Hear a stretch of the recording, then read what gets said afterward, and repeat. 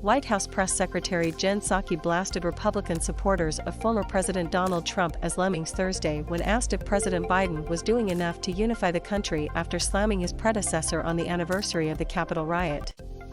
Psaki specifically lashed out at members of the GOP who she said had not repudiated Trump's claim that the 2020 election was stolen from him. Kristen Welker of NBC News noted to Psaki at a White House briefing that most of the people who attended these ceremonies today, at the Capitol, were Democrats. "We do have this pushback from the former president and from some of his supporters, and polls show that there are still a number of Republicans who believe that the election was stolen from the former president," Welker said. Does President Biden feel as though he's done enough to unify the country, and what more does he need to do given the sharp divides that we still see on display today? White House Press Secretary Jen Psaki called GOP lawmakers who support former President Donald Trump lemmings on January 6, 2022. EPA/Jim Low Scalzo/Pool. Psaki replied that we're talking about some Republicans in Congress, not all, many, far too many, who in our view, in the president's view, need to take a look at themselves and think about what role they want to play in the history books when their children and grandchildren look at the history books. Do they want to be perpetuating the big lie? Do they want to be walking like silent lemmings behind the former president who fomented an insurrection? Psaki asked. Or do they want to be part of saving our democracy?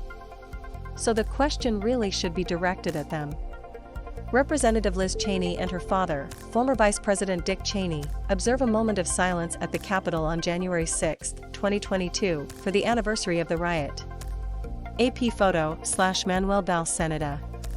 Psaki used the incendiary language shortly after just one House Republican, Representative Liz Cheney of Wyoming, chose to attend a moment of silence in the chamber following Biden's speech. Cheney was joined by her father, former Vice President Dick Cheney. Many Republican leaders, including Senate Minority Leader Mitch McConnell, RCI, and House Minority Leader Kevin McCarthy, R. California, slammed Trump immediately after last year's violence, but have since accused Democrats of trying to exploit the riot for political gain.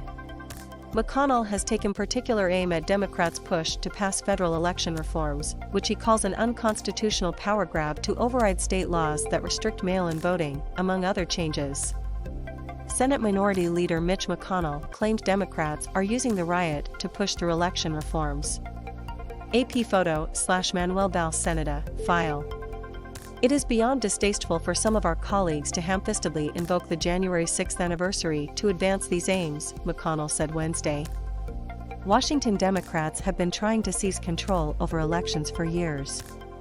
The first draft of the legislation at hand was introduced in January 2019. This is their Christmas, Republican Florida Governor Ron DeSantis said Thursday of Democrats. They are going to take this and milk this for anything they can to be able to smear anyone who ever supported Donald Trump. President Biden delivering remarks at the Capitol to mark the anniversary of the riot on January 6, 2022. Photo by Drew Angerer/Getty Images. Biden gave a strident rebuke of Trump in his Thursday morning remarks. For the first time in our history, a president had not just lost an election, he tried to prevent the peaceful transfer of power as a violent mob breached the Capitol. But they failed, the president said. Patriots? Not in my view, he went on. You can't love your country only when you win. You can't obey the law only when it is convenient. You can't be patriotic when you embrace and enable lies.